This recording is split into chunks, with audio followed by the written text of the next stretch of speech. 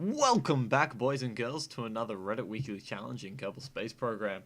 This week we're going to be capturing an asteroid and trying to destroy a Kerbal Space Command building.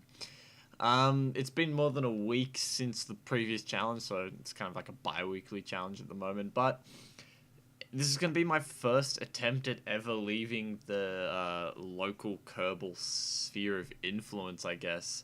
I haven't really done any kind of further exploration into the solar system. I attempted to crash a plane into Duna. I put something into orbit around the sun, but that's particularly easy. I've been to the moon. I haven't actually landed on an asteroid, so this should be a very fun thing to try and do. Or very painful, because it does look hard. So straight away, one of the challenges with this thing is having enough delta V to be able to actually maneuver the asteroid, if it's not on a direct collision course with Kerbin, that is, into orbit, and then trying to aim it at, like, Kerbal Command. And that's going to be something incredibly difficult, and it did prove to be difficult. So let's go jump over to Jeb right now, who's currently manning our rocket, getting ready to take off.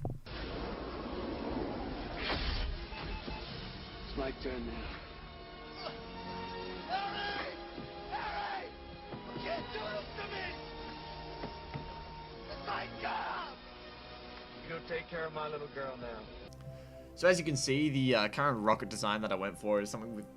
It's sort of like a two-stage or a three-stage rocket, I would call it. It's got the solid fuel boosters on the outside that give it that oomph to start taking off. And then you've got the two very large fuel tanks in the center with the 4 times NASA-looking space science-y part on the bottom. I forget what it's called.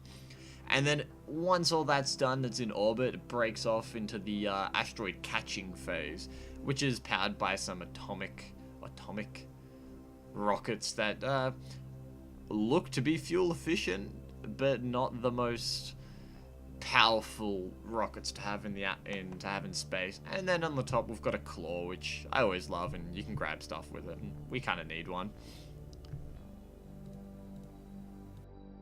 So in the end, I decided on a asteroid that was not going to be on a collision course with Kerbin. In hindsight, I probably should have picked one that was, but this one was just kind of going on a circular orbit along with it. It took a while to get there. It was a lot of finicky movements and stuff like that, trying to get as close as I possibly could. I don't know what it is about space, but when you're trying to dock with something in orbit, it's super easy. But as soon as you get out into like this bigger, solar system kind of view, everything just starts going haywire. You move the maneuver nodes a little bit, and all of a sudden you're a couple of 100 kilometers away. And that's not the best idea to be. There's not really much to say here. I sped up a lot of this. It's actually, I think, like 1,000 times or 100 times more sped up. Yeah, so I'll just let you guys enjoy this coming up to it.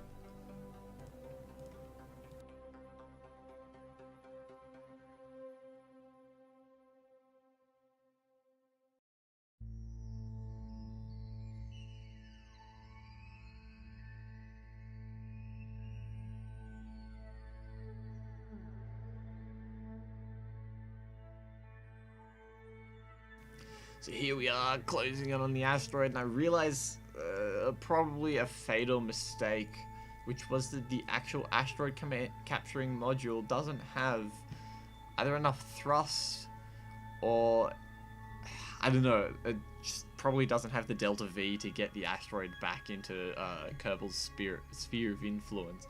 So I ended up fast forwarding 50 years into the future.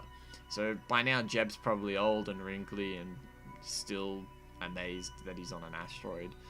And even after that, I still did not feel like I could get the asteroid close enough to Kerbin in any kind of feasible or enjoyable time frame. I tried over and over and over, saving and reloading saves, trying to get this asteroid in there, but it just wasn't happening, and I think I failed Jebediah.